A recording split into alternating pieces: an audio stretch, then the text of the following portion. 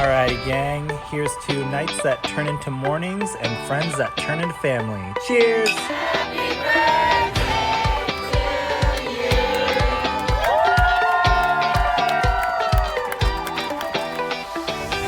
Hello, and welcome to the Friendship IRL podcast. I'm your host, Alex Alexander. My friends, they would tell you I like to ask the hard questions.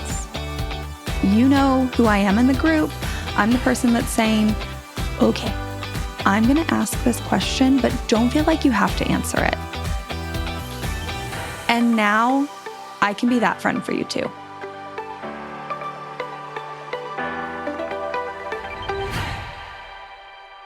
I am so excited for today's episode because it's one of those episodes that on the surface seems deceivingly simple. But as we get deeper into this episode, this is almost a two-parter, friends. The first part, our guest, Erin Woodruff, talks about how she was walking through her neighborhood. Simple, just taking her daughter on a walk. And she started to realize that she didn't really know any of these people that were around her all the time. And she wanted to change that. So she pretty quickly threw together a favorite things party. Now, I'm going to tell you right now, go to the show notes because Erin has put together everything you need to host this simple gathering, the invite wording, how she planned the favorite things part. It's all in there. But as you go into this episode, we get a little bit deeper. Erin and I end up talking about why it's so important to have even simple connections to the people that live around you. How important it is to know their names, to have them be familiar with you and your family, to wave when you walk down the street. That sense of belonging where you live, how important that is. Now, I'm releasing this episode strategically around the holiday season. And I know that the holiday season is normally a time of year that is very jam-packed with gatherings and that there are lots of barriers to those gatherings, that people get overwhelmed, that their to-do list feels endless. So I think that this episode is a beautiful thing to release right now because one, it shows you an option for a incredibly low barrier gathering that you could plan for your neighbors or for anyone. And two, we close it out talking about the importance of doing this. So when you are overwhelmed this holiday season, take care of yourself, but also remember that this kind of stuff, connection, gathering, community, it's important. So with that, let's get to today's episode. Hi, Erin. How are you? I'm so good. How are you?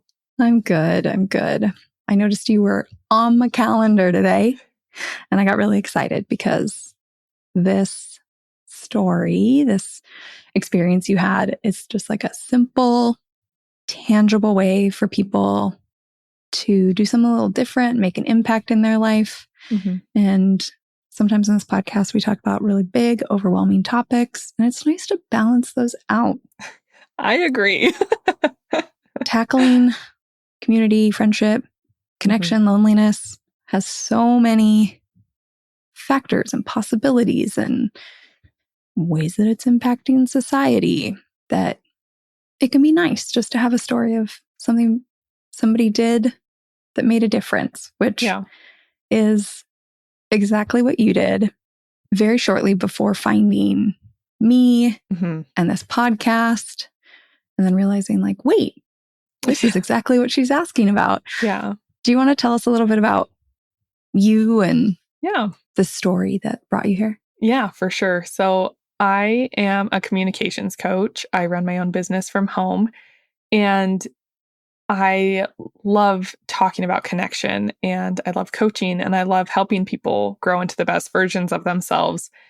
And I guess the way we connected is because I had an experience, which I'm going to share here, but I had posted about it on my own social media platforms about me seeking connection with the people around me, my neighbors, and the ladies that live close to me. And it was just a really impactful thing. And then shortly after, I saw Alex's post on just a Facebook group. We're both a part of a collaborative group. And she said, I'm looking for guests. This is kind of my podcast. And I was like, I actually want to share my experience, not because I think anyone needs to work with me as a communications coach necessarily, but I think like our missions, Alex, I feel like are so aligned in what we're doing, trying to help people better their own lives. Yeah. So I'm so excited to be here. I feel so honored. So thank you for having me and letting me share my story.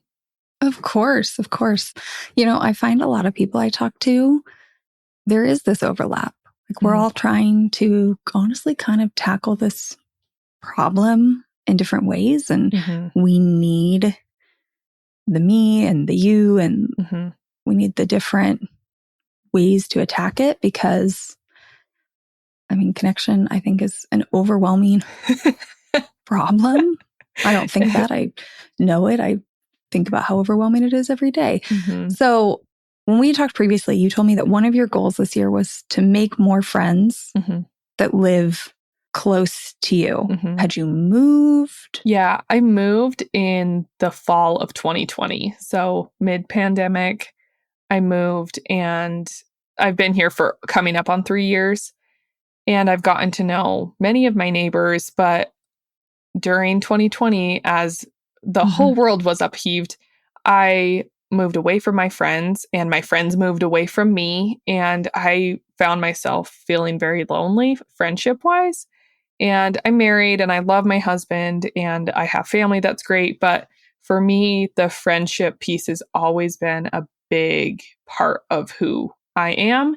So yeah, at the beginning of the year, I was like, I need to make more friends that live close to me. Just friends that I can say, do you want to go to lunch? Friends that do you want to go to the park and let our toddlers play? Do you want to go shopping with me for an hour? Whatever it was. And I found myself last year, especially just feeling like I don't have any friends that live close. So yeah, going into this year, that was kind of one of my goals. Like, how am I going to make friends this year that live close to me? Yeah, I think so many people, there's that phrase of just find a few close friends and that's all you need. Yeah. And I think people can really fall in that trap. It's like, you probably have close friends. Yeah. I'm not using that quotes in like they're not close friends. They are. But when people move away, suddenly you can't do all the same things you did before. Your friendship changes. It changes. And it's totally fine to want some of those things you used to do still. It's not a slight on the friends that moved away. It is not that they're not close friends or that you won't try or you don't have all this history and meaning and love. It's just simply you want some people where the time it takes to actually get to be physically together is not a constant barrier, doesn't require tons and tons of planning. And especially because I have a daughter who's almost 2. And anytime you add kids into the mix, oh my goodness, anyone who has kids can relate. It is a whole new element of obstacle courses that you have to go through. You can plan. I have some really good friends that live about 40 minutes away, but the planning that goes into that is so much more intense. And so I agree with you, Alex, just being able to say, I still love those friends, but I am wanting somebody closer to me. That's totally fine. It's really normal to have that community right around you. Yeah. And they all fill different roles. And, it's great that you saw that you can have both and want both. Like you can have those friends you've had for a long time. And it's also worth investing your time to build friendships, connections with people that live closer to you. So you said you've lived there 2.5 years or so.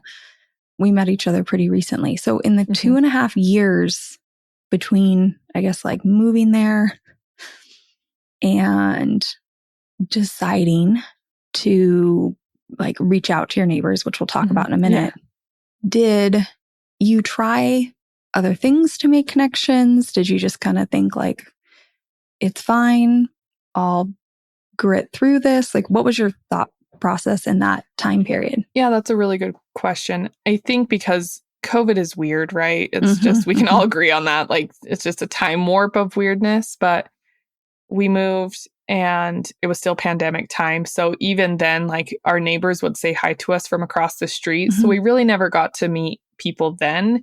And then again, what I mentioned earlier, everyone kind of got upheaved, and more than half of the people that live in my neighborhood all moved. So not only was it I knew, but so were so many other people. So there's a lot of new people in my neighborhood in the last 3 years. And so I think it's a combination of a few things. The people who were here when I moved in, they were established and they were happy to welcome me into the neighborhood. And then part of it too was me assuming the role of, I'm the old one in the neighborhood now.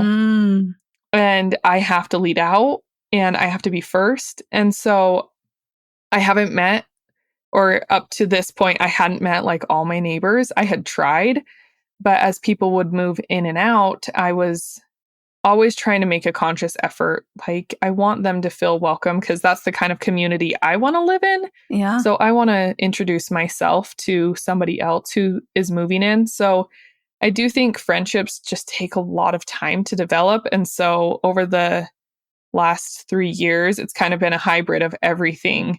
Me meeting my old neighbors, them leaving, me being sad about that because we were becoming friends, new people moving in, and then being willing to make new friendships, even with people that are newer in the neighborhood than I am. So I don't know that there's any one right answer, but I feel like this year was much more intentional. Like, I want to try and make some more friends.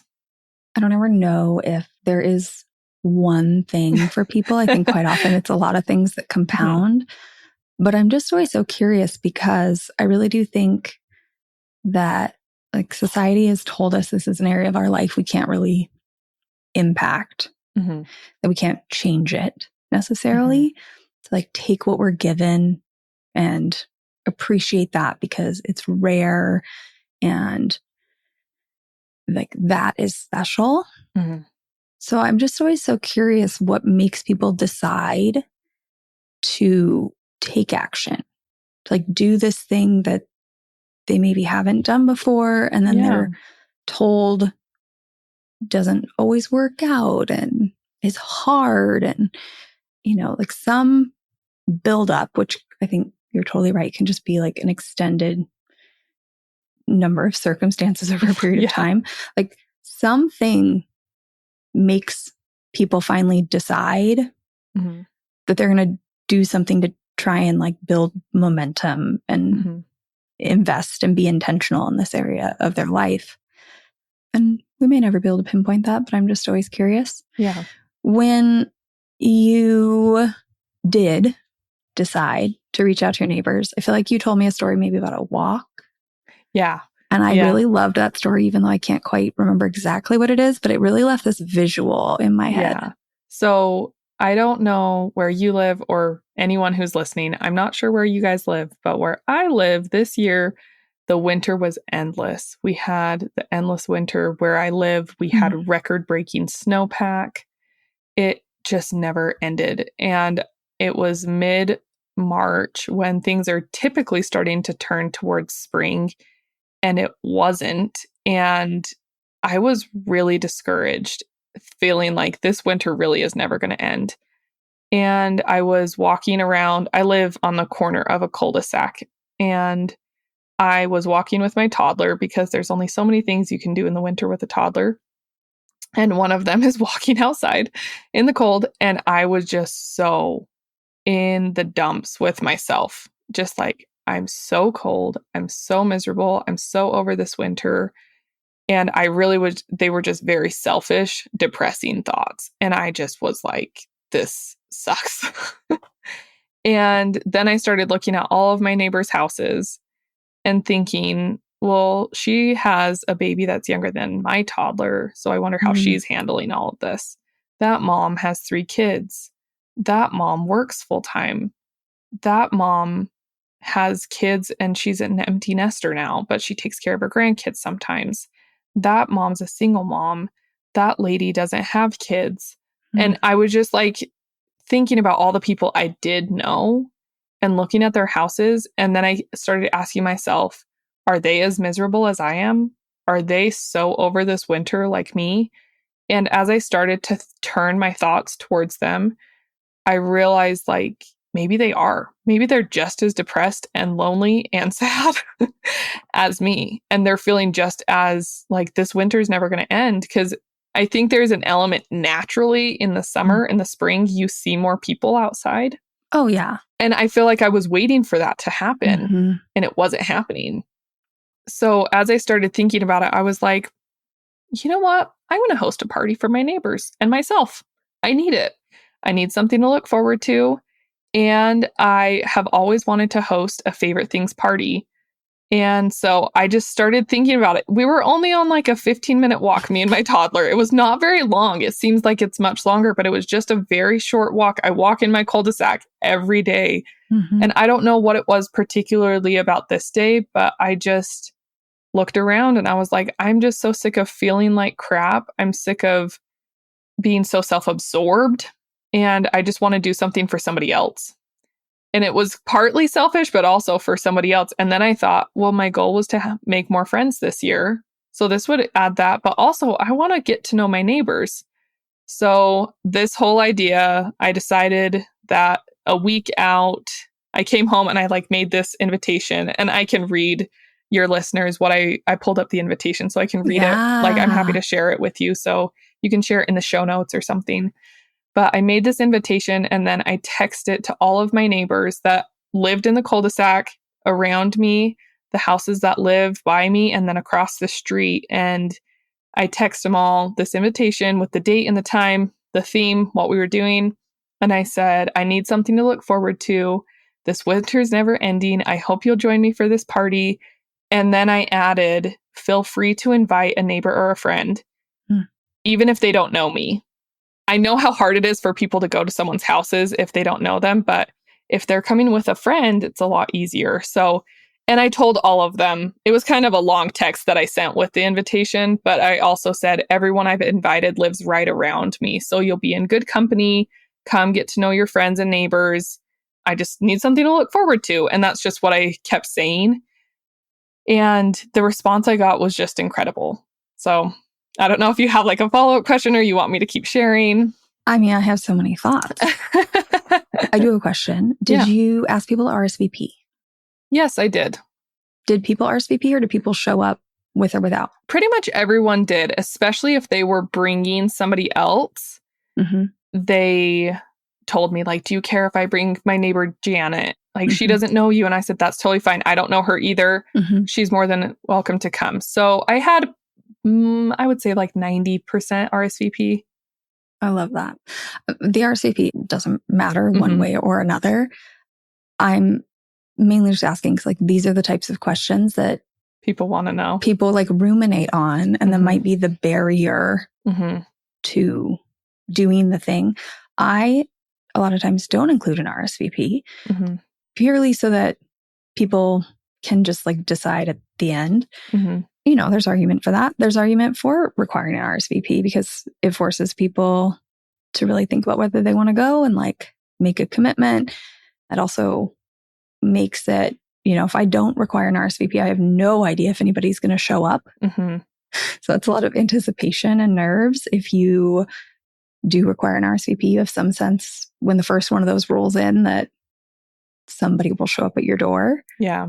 There's no right or wrong way. I'm just curious. Yeah, I included an RSVP with my name and phone number at the bottom of the invitation because I assumed that, I was hoping at least, that maybe someone who didn't have my phone number would get it. So I wanted them to be able to contact me anyways. It definitely wasn't required, but a lot of people, I think, were just excited. So they were like, I'll be there. So I think it probably depends on your preference, your style. But for me, I did have one. The other thought I had about this is I love that you told people to bring someone else. Like this reminds me of not a story, but in college, I lived my senior year with two gals who we decided to be roommates because we didn't want to live with our best friends. Oh, yeah. And for no other reason than like, then you can go to do something and you don't feel this pressure that you have to invite them and whatnot. One of those people to this day is one of my closest friends. But we used to throw parties in college, like girls' nights, really, where because we all came from different friend groups, we would each invite a group of women and then ask each of them to bring someone that we weren't close with. We're not going to say we weren't friends with them because we were all in college, so we probably overlapped with each other, but someone that maybe we weren't the closest with. And those were such fun gatherings because when people know that up front and there's like the intention of bring someone else, you mentioned, right, it makes them more comfortable to come. But I also think it sets this precedent before they get there that everyone is here to meet other people and you are not going to show up and be the one person who's in the corner who knows no one, because we've all been in that situation. So then it like removes this pressure that you're the only one when you walk in the door. So I love that you were just like upfront about that and actually gave people an activity that made them feel more comfortable, but also set this precedent that you won't be alone when you get here. It was like such a great intuitive decision in hosting this party. Yeah, I tried to be intuitive, but also not overthink it because I also fall into the trap of if I overthink this, it's not going to happen. And so I just decided, again, assuming that role of like, I'm the host and I'm throwing the party. And I think that's the hardest part of like, I get to choose. And I just decided a day and a time and I sent it out. And there were some neighbors that I know well that couldn't come. They were out of town or they had something else. And that's totally fine. But I was just like, this is the day and time that works for me. And most people came. So it works out. Like if you're feeling that nervousness, I promise it's going to work out. Okay. So then you sent out the invite. You've only given yourself like a week. Were there any other maybe like decisions you made in planning the gathering? The answer might be no, but I'm just curious if there was anything else that you like intentionally chose to do or not do. Yeah. So my decision to do a week out was intentional because it was a favorite things party, which asks people to bring things. So I didn't want to do it the next day because no one would have time. They would feel caught off guard. And I didn't want to stress about it for 3 weeks. So a week felt good, like a good enough time for someone to say, yeah, that day's free for me and I have time to get something. And a week was good for me to like a good amount of time to look forward to it and not stress constantly. So that was very intentional.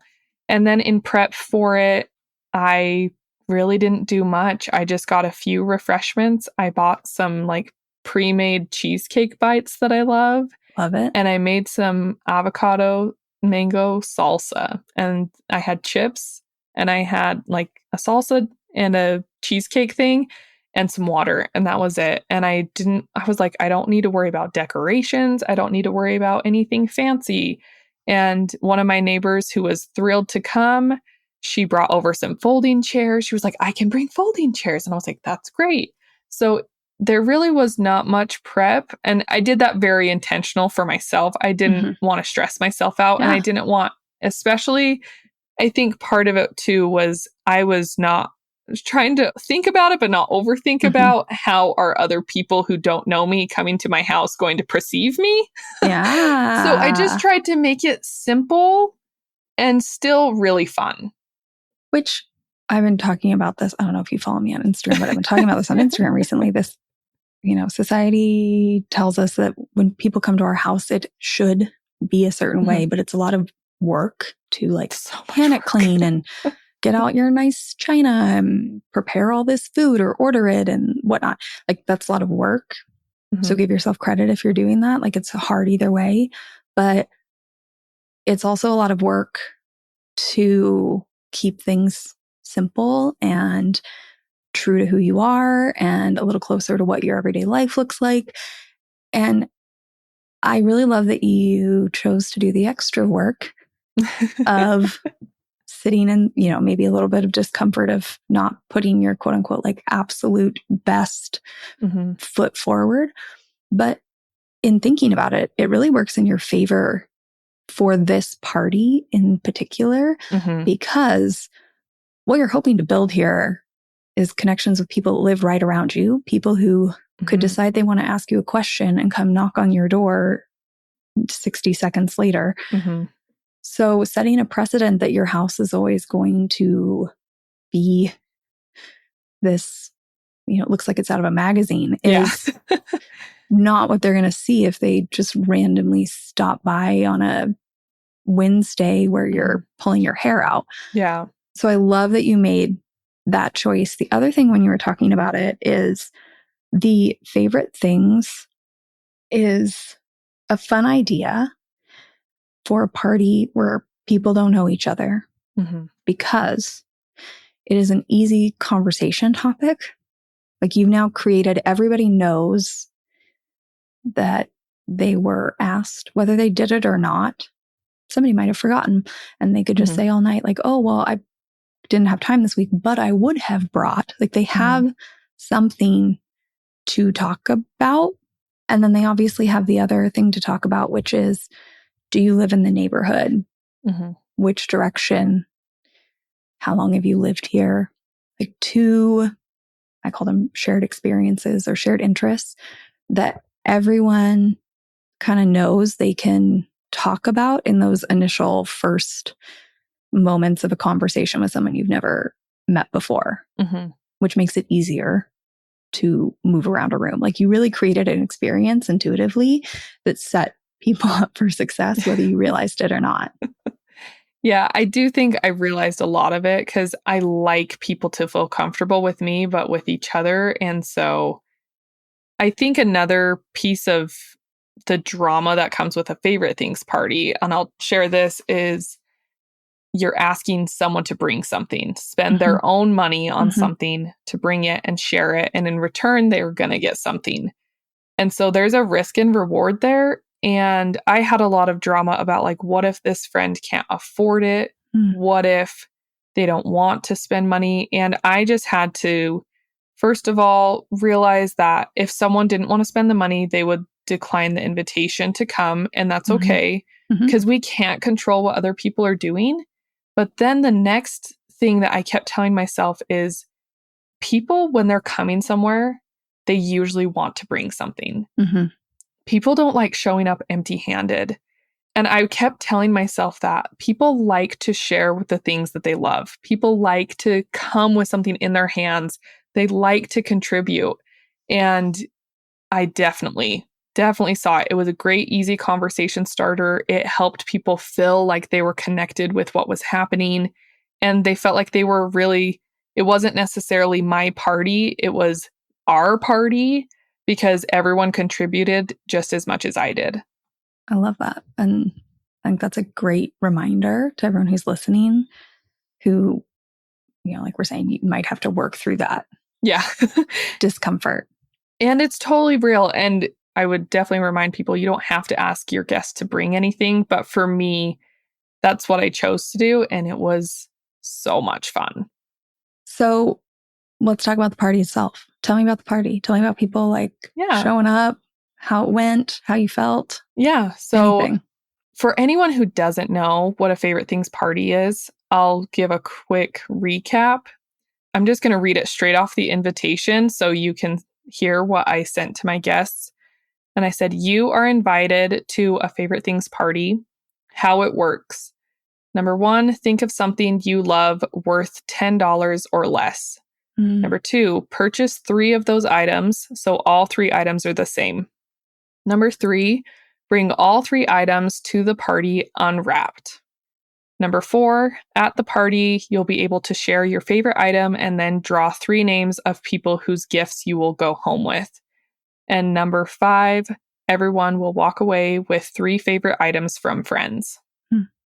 And then I included the date, time, my address, and my phone number for RSVPs. So it was a pretty simple invitation, but so everyone knew. It was kind of like an agenda in a meeting almost. Like, everyone knew what was going to happen. Yeah. So when everyone came, everyone just put all their favorite things on the table, and it was fun because people were eyeing it like, what the heck is that?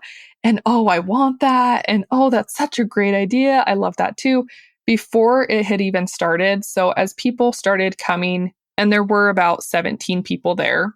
Yeah. So it was a fairly large party, which was so much fun. There were 3 guests that came that didn't know me and I didn't know them. So that was, yeah, it was great. And it was so fun to meet them. And as people came, they just filled out their name on 3 tiny pieces of paper, threw it in a bowl where we were going to draw names later. And then everyone just ate refreshments. And I let people chat for 15, 20 minutes. And then I just, stood up and I said, like, thank you everyone for coming. This is really, I'm so grateful that you all showed up, first of all, because I think that's the fear when you host something that people aren't going to come. Yeah. It's a big fear. So I was just really appreciative to them. And then I actually did share with them the story I shared earlier about, like, if last week I was really depressed and really lonely and really sad. And I wanted to do something to look forward to. So thanks for coming. And hopefully you can all feel this woman power that we're creating tonight. And then I shared my favorite thing. And the thing that I brought, I'm more than happy to share a few of the items. But the item that I brought was fresh flowers. I love fresh flowers. I think they're such a fun thing to get for yourself. It's fun to receive them from someone else, but to buy them for yourself is really, really nice. And so I bought 3 separate vases of fresh flowers. So whoever drew my name got the flowers to go home with. And then we just went around the room. Everyone introduced themselves and things you already mentioned, Alex, like where they live in the neighborhood, how long they've lived there. They talked about their favorite things. Everyone gave a pretty good recap of if they were working, if they had kids. And we had such a variety. Anyone who lives in a neighborhood, you're going to have a huge variety of ages, walks of life, demographics. It was really cool. So we had people who had had a baby 2 weeks earlier. And I had my neighbor who's 80 and her husband at the time was in the hospital fighting pneumonia. And so we had like the most broad range spectrum of guests there. And it was so much fun. I was not expecting you to say fresh flowers. And I love that that was your gift because it really gave everybody who was there like a little tidbit about you, something to know about you. Yeah. Were there any other maybe unique things that people brought? Yeah, I'll share. I won't be able to remember all of them, but someone brought containers of caramels covered in chocolate. Someone brought their own homemade lotions and sugar scrubs because she's like allergic to everything. So she makes her own homemade lotions and sugar scrubs. And someone brought the silicone egg molds where you can get your eggs the exact size of an egg muffin. And she's like, it's been a game changer in my home. And I love them. I use them every day. And so she brought those, and someone brought the bag chip clips that are magnets for your fridge. Someone brought a garlic press. Someone brought really cute decorative soap dispensers.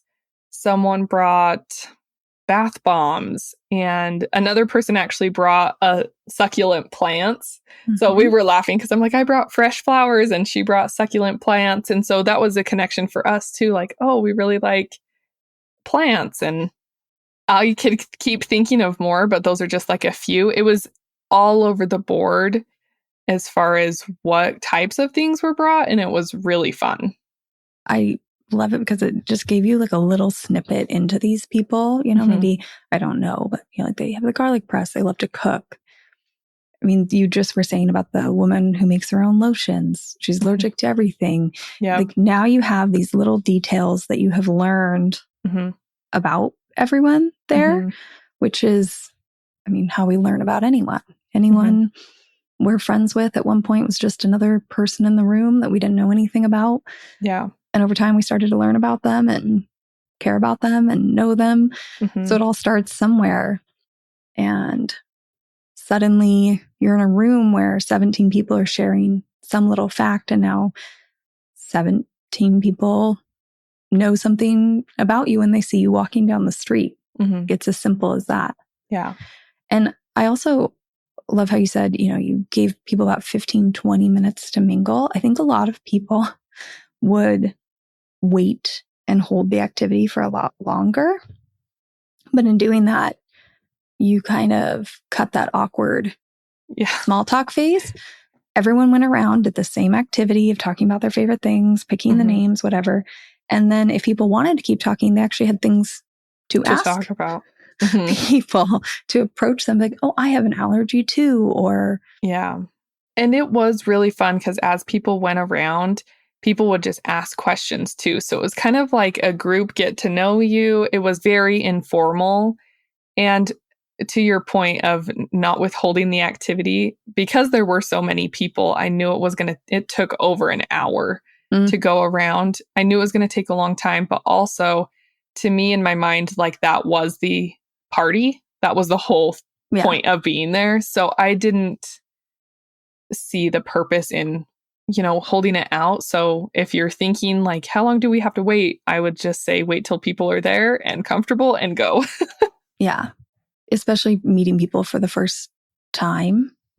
I think that's a great way to do it. And then if people want to connect after, now they have more information about each other to approach each other and like start conversations. And it can keep going that way instead of as the host, like forcing this long mingling time before the activity. Yeah. Tell us about like the aftermath. What happened? How did you feel after the party? What have you seen as maybe like a ripple effect through yourself or your neighborhood? Yeah. Great question. So at the end of the party, when everyone drew their 3 names, and then I just went around, had the bowl in my hands, and I would say, okay, draw 3 names, yell out the names, and whoever's name she called, just go grab your gift. Because I was like, I just can't do it all. And so it was good because it got people up and moving, which I think creates the state change that's really good for connection. And once everyone was done, some people swapped gifts and it was really funny and people hung out for a minute, but most of them went home and pretty quickly. But everyone, I'll add this in here and I can talk more about them. But one of my neighbors brought 2 of her neighbors that I didn't know. It's a sister and a sister-in-law who are from Ukraine. Who one of them's been here in the US for 8 years and the other one got here 2 months ago. They came and she asked me, like, do you care if I bring them? And I said, not at all. Please bring them. And the one who just got here 2 months ago, as she was leaving, she gave me a big hug and she said, I had so much fun. I've never experienced anything like this in my entire life. And it was so sweet and so meaningful to me. And anyone who knows what's going on in Ukraine can only feel for how hard it is to leave your country anyways and come to a place you don't know. But for her to say that to me, I was just like, wow, it just made my night. And everyone was so happy. Everyone was just hugging everybody after, thank you. And everyone left. And the aftermath now has been really great. My neighbors, I know all of their names now. Like if I didn't know them before, I know now. And so even when I see them and I'm walking past their house, I can just call them by name. And that makes a huge difference. But I've had multiple people at different times text me and say, hey, who was the girl at your party who said she does photography? And I'm like, oh, let me send you her number. And she lives right behind me. I know her well. And she has done photos, professional photos for one of the friends. And she did family photos for another one of the friends. And she's gotten actual work business from my party, but also it gave other people, like I want photos done. And it's just like really cool to see how that has happened. But just in general, I've heard good things from all of my guests that came. And I've just continued to reflect at how much fun it was and how important it was for me to forget about my own insecurities and do something really nice for someone else because it wasn't about me. It was selfishly because I had such a great time, but it really was about other people. And that has allowed me to just find so much more happiness within myself. So the ripple effect has been really great since then. In thinking about this party and this story and the way you're telling it and your choices and your experience, something that stands out to me is that a lot of people host things like this because, right, like you said, you want to make friends who live closer to you. So a lot of people host things like this, hoping that they will meet their new best friend at this party. And then when it doesn't happen, they're disappointed. They don't want to repeat it. It wasn't worth their time. And listening to you, it's like you intuitively just get it now. Like we have to tap in to the community around us. Mm-hmm. And sometimes that might mean making one close friend. But in order to eventually make, I guess these quote unquote friends, whatever that is that you're looking for, may not just happen as a direct result of one party, right? Mm-hmm. It could be that you've now kind of cast this net, you've connected these people, you're happy to do that for them. It also makes you more connected. You will be around them, you'll connect with them, and you never know. It might be that they invite you to a barbecue at their house and that's how you meet someone, or they refer you somewhere and that's how you meet people you feel more connected to. Mm-hmm. It's not always those first connection points. It's just like leaning into the web almost and seeing where it takes you. And no matter what, there's like fulfillment in just like the basic community piece too. Mm-hmm. But that's part of it. Because a lot of people, I think, would maybe see this party. Yeah, they got connected to their neighbors, but if they went into it like looking for that one friend, Mm-hmm. they wouldn't keep going. I can completely see the concern you're bringing up. And I don't think I had that idea. I don't think you did either. I think my idea was, how can I get to know the people around me? Mm-hmm. Because I had a whole bunch of drama too. I have other friends that like live a few streets over that I didn't invite. Mm. And I kept reminding myself, what is my intention? Mm-hmm. And I kept asking myself, what is my goal for this party? And it was to connect with my neighbors. And I think this is kind of a selfish reason, is my toddler is learning how to defiantly run in the road. And part of me just kept thinking, I want people around me who are going to care about her as much as I do. And so I kept thinking, I'm just limiting it. I had to like draw actual boundaries in my mind of like, I'm only inviting people that live in these houses. And if they invite somebody else, I don't care. I don't think that that's selfish. I get why you're saying that because I think, right, like society has ingrained that idea in us. I don't think that's selfish. I actually think that what you're doing is leading by example, right? Mm-hmm. There's a lot of talk out there. Like there was a viral video that went recently.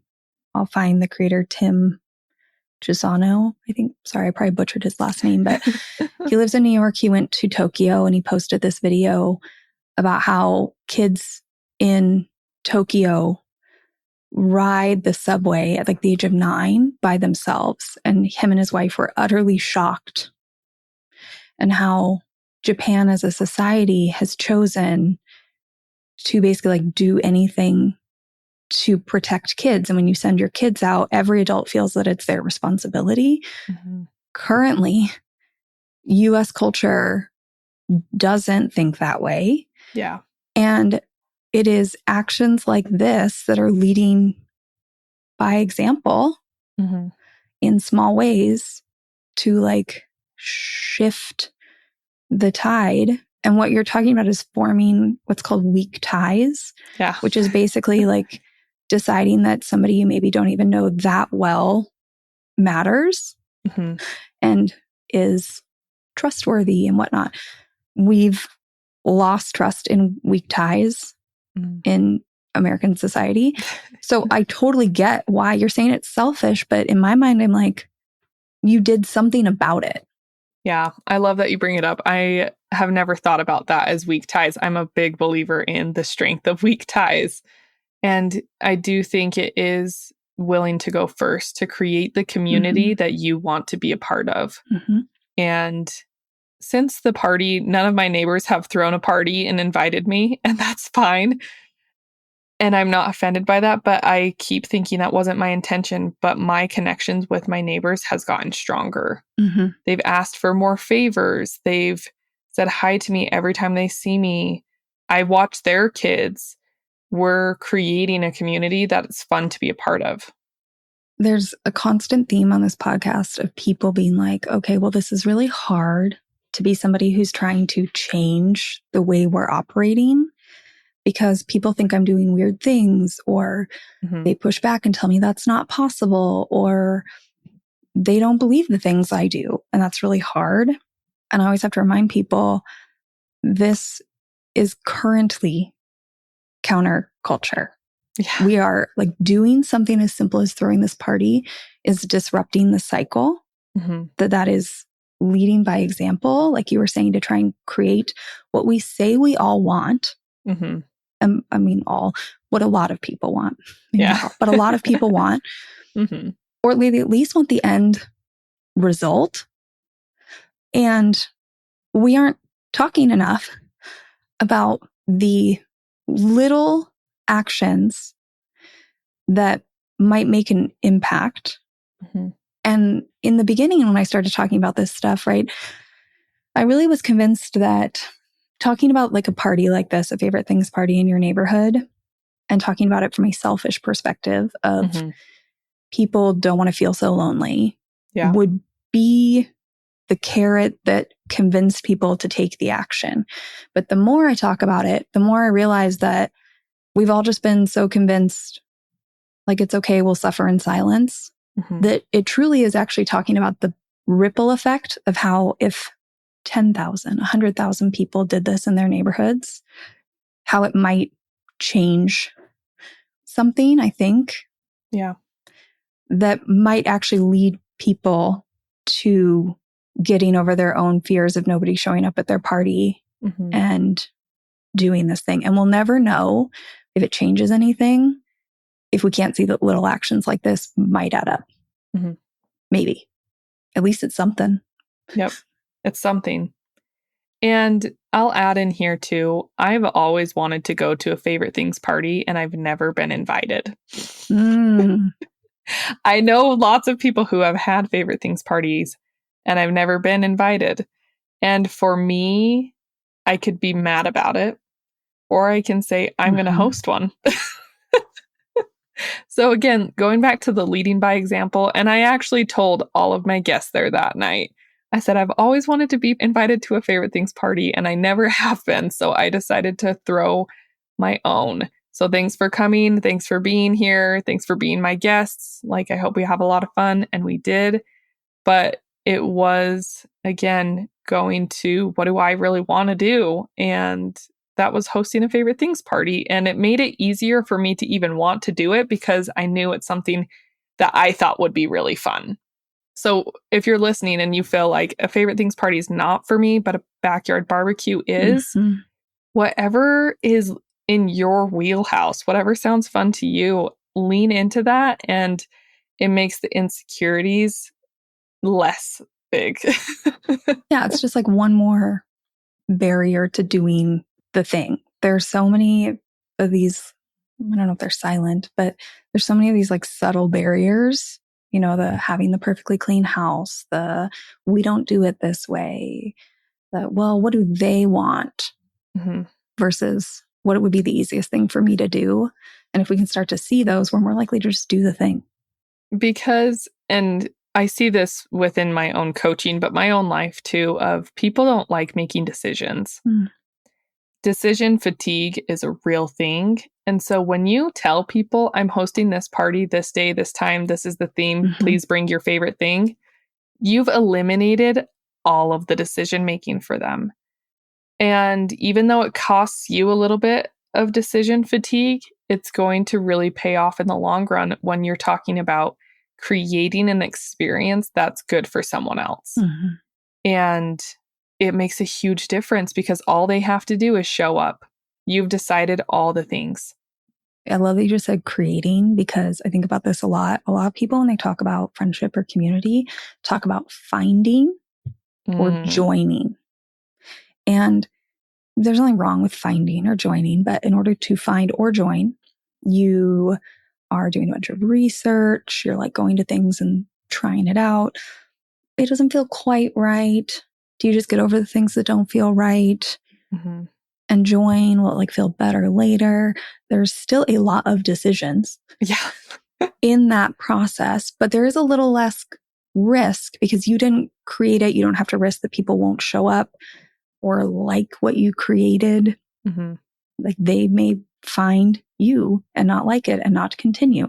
So we think that that's easier. Yeah. When in reality, we have the opportunity to create or make, in which case you just pick what you want, you send it out, and even one person attending is a party. That's the beginning of a group. Like everything starts from nothing and slowly grows. Don't I know it? I launched this podcast. I do these things. Like we kind of get this in other areas of life, but in friendship, we don't think it's successful if everyone that was invited doesn't come. And both are a lot of work. It's just the kind of work you're willing to do. Either one. But if you make or create, everyone wants to be invited, first of all.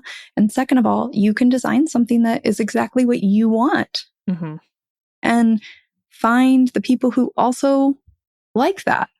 You could even, as the creator, be really open to like co-creating. So you had some idea of what this favorite things party would be, but like somebody else gives you some ideas and you're willing to shift a little bit. But you can start it.